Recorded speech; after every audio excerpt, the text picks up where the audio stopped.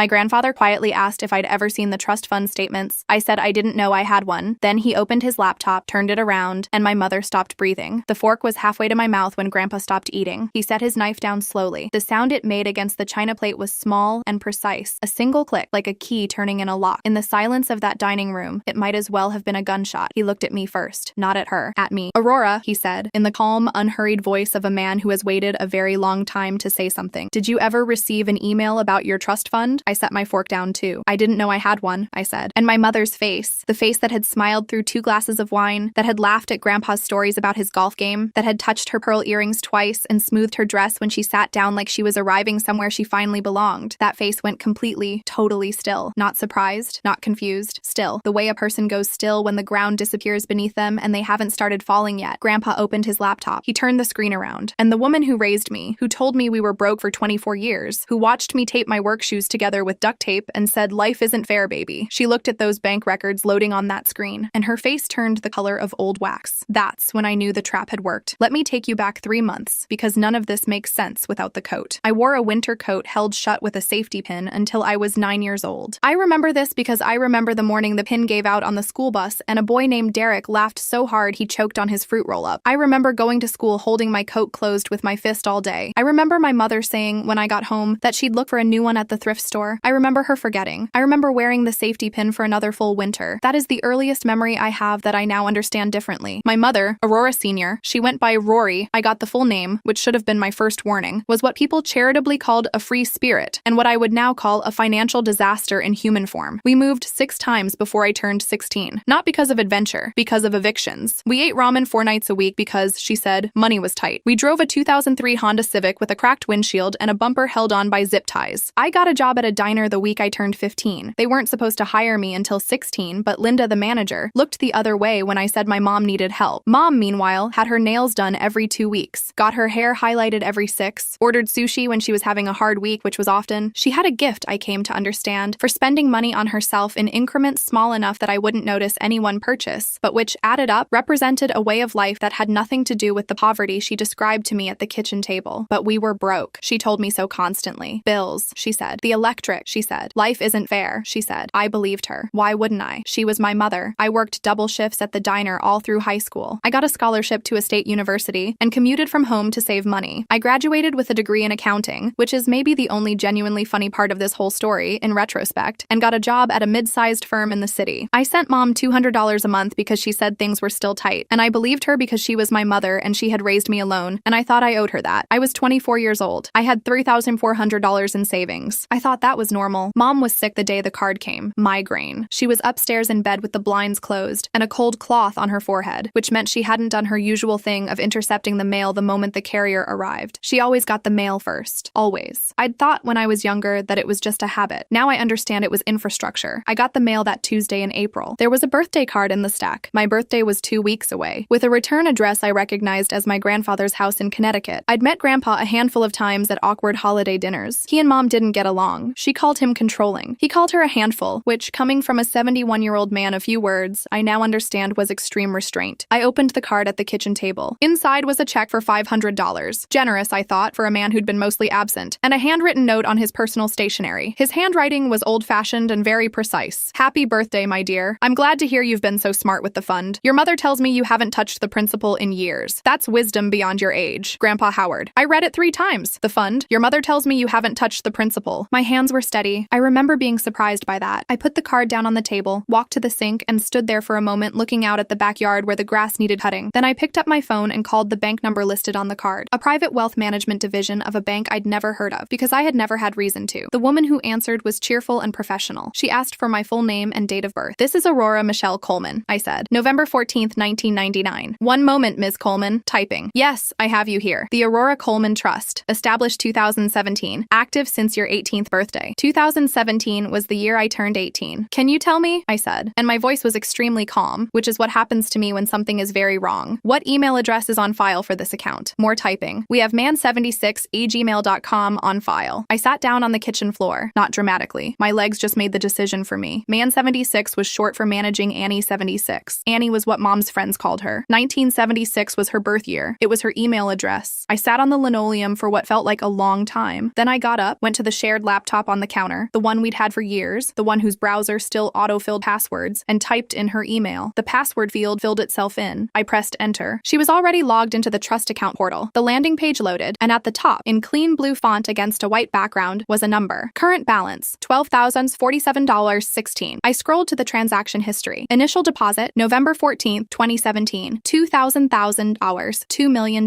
Deposited on my 18th birthday. And then below it, years of withdrawals, wire transfers, distributions, checks made out to Aurora Coleman, signed by Aurora Coleman, every single one. Some months, a few thousand. Some months, tens of thousands. The signature on every withdrawal request matched perfectly. It was my name. It was not my handwriting. I had a $3,400 savings account. I had taped my shoes together. I had sent her $200 a month because I thought she needed it. She had spent $119,952.84 in 6 years. I did not scream. I want to be clear about that. I did not confront her. I did not go upstairs and throw open the door of her dark room and say a single word. I went to the desk drawer, found a USB drive, and I downloaded everything. Every statement, every withdrawal slip, every wire transfer record going back to the day I turned 18. It took 47 minutes. Then I closed the laptop, put the USB drive in my coat pocket, and called my grandfather for the first time in my adult life. He picked up on the second ring. Howard Coleman, he said. I said 7 words. She changed the email. The money's gone. Silence. 5 full seconds. Then very quietly, come to my office tomorrow. Come alone. Grandpa's office was on the 14th floor of a building in Hartford that looked like money felt. Granite, brass fixtures, the kind of carpet that swallows sound. His assistant offered me water in a real glass and looked at me with the careful neutrality of someone who has seen family situations walk through that door before and has learned not to react. Howard Coleman, my grandfather, was 71 years old and had the posture of a man 30 years younger. He had built his money in commercial real estate and had the patient, strategic mind of someone who understood that most problems are solvable if you take the emotion out and look at the structure. He stood when I came in. He shook my hand. He looked at me for a long moment with eyes that were a shade of gray-green that I'd never noticed we shared. Sit down, Aurora, he said. Tell me everything, from the beginning. I told him everything. I brought the USB drive. I had also, the night before, printed copies of every document and organized them chronologically in a manila folder, because I am an accountant, and that is how my brain works when it is frightened. I walked him through it page by page. The email address change. At some point in the first year, someone had logged into the account and changed the notification email from my grandfather's contact for me to her own address. The forged signature on every withdrawal request. I brought a sample of my actual handwriting alongside the signed slip so he could see the difference. The pattern of withdrawals. Irregular, never a round number that might look suspicious, spread across 6 years. He did not interrupt. He did not display visible emotion. He read every page I gave him twice. When I finished, he leaned back in his chair, pressed his fingers together, and looked at the ceiling for a long moment. The account was set up in your name, he said, with a provision that distributions required your signature and were to be used for your education and establishment. I trusted her to be the liaison until you were settled. That was my mistake. He said it plainly. He did not make it dramatic. My mistake. He owned it the way people who are actually capable of accountability own things. Briefly, directly, without wallowing. What I need to know, he said, is how you'd like to proceed. I had thought about this on the train from the city. I'd had 2 hours and a window seat and a lot of very focused thinking. I want to know what the legal exposure looks like, I said, and I want her to be in the room when it happens. Grandpa looked at me for another long moment. That, he said, I can arrange. Over the next 3 months, we worked. Grandpa retained Margaret Osei, a forensic accountant with 19 years of experience in financial fraud cases, who went through every document on that USB drive with the methodical intensity of someone who genuinely enjoys finding things wrong with numbers. She was 53, wore reading glasses on a chain, and spoke about forgery the way other people talk about grammar errors, as an offense against order that she found personally irritating. Margaret's report ran to 41 pages. It documented with forensic precision that the signatures on every withdrawal request showed consistent characteristics of a single forger, specifically the slight leftward slant and closed-loop lowercase r that appeared in my mother's handwriting on other documents, but not in mine. She also identified 3 wire transfers that had gone not to any account in my name, but directly to a credit card registered to Rory Coleman. Those, she said quietly, setting her glasses down, were the cleanest counts for the prosecutor. The prosecutor, as it turned out, was not immediately involved. That came through Detective Raymond Chu, 12 years in the Financial Crimes Unit of the Hartford PD, who was referred to us by Grandpa's attorney. Detective Chu was 44, compact, and had the specific quality of stillness that investigators develop when they've learned that most people will fill silence if you let them. He came to Grandpa's office on a Thursday afternoon and looked at Margaret's report and the original documents for 2 hours without speaking, except to ask 2 clarifying questions. Then he closed the folder and said, forgery of financial documents, wire fraud, breach of fiduciary duty under the trust agreement. You're looking at federal exposure on the wire fraud. He looked at me. This is your call, Ms. Coleman. Once we move forward, this is a criminal proceeding. I know, I said. She's your mother. I know that too. He nodded once, the way men do when they've asked what they needed to ask and received an answer they respect. The dinner was Grandpa's idea. The elegance of it was something I came to understand only later. The choice to let her come to us, comfortable and celebrating, rather than having her picked up at home or at work where she'd have time to construct a story. Grandpa called her himself, told her it was a family celebration. He'd had a good quarter, he wanted to market. Family only. She should come to the house. She wore her best dress, navy silk, pearl earrings. She was practically humming in the car, she told me later, at the dinner table, filling in details she didn't know I was cataloging. She thought she was getting a check. She thought Grandpa was finally thawing, finally deciding she'd done a good enough job, finally rewarding years of what she understood to be partnership. She poured herself wine before the first course. She told a story about a trip she'd taken to Scottsdale that I had not known she took. She laughed at Grandpa's golf anecdote in a way that was too enthusiastic by half. She sat at that table like a woman who had never done a thing wrong. We were between courses when he asked me the question. The fork was halfway to my mouth. He set his knife down, the click against the china. Aurora, did you ever receive an email about your trust fund? And I said, I didn't know I had one. And her face went still. Grandpa opened the laptop. He turned the screen around. He had, with Margaret's help, prepared a single clean summary document, the kind of presentation that eliminates all ambiguity, that leaves no room for misinterpretation. At the top, the original trust agreement, signed by my grandfather and my mother as my legal liaison when I was 18. Below it, the email change request, in her handwriting, submitted 8 months after the trust activated. Below that, 6 years of withdrawal records, each one flagged by Margaret's forensic notation. And at the bottom, 3 wire transfers, direct to her credit card. Exhibit C, in what Detective Chu had already filed as the preliminary case documentation. The bank records loaded. She stared at the screen for 4 full seconds without speaking. Then she said, "This is a misunderstanding." Her voice was still controlled, still socially functional. She had a gift for that, the ability to hold the mask in place even under pressure, and it held for maybe 30 more seconds. "I was helping her," she said. "I was managing it on her behalf. She asked me to. She knew about the account. She told me she didn't want the stress of managing it. I didn't know it existed," I said. "You did." The mask cracked. Her voice climbed an octave and a half. "You absolutely did. You said, you told me you didn't want the responsibility. You told me to handle it. You were 20 years old and you said," she looked at Grandpa, pivoting, recalibrating. "She told me." She agreed. "She was irresponsible with money. She asked me to manage it. The account was established the day she turned 18, Grandpa said. The notifications were redirected to your email 8 months later. Aurora has never, to your knowledge, received a single statement. Tell them." She turned to me. Her voice had changed again, faster, more urgent, the pitch of someone who has run out of the first strategy and is moving to the second. "Tell them you knew. Aurora, tell them. Tell them I was helping you. You know I was only trying to—" "You forged my name," I said, "on federal documents.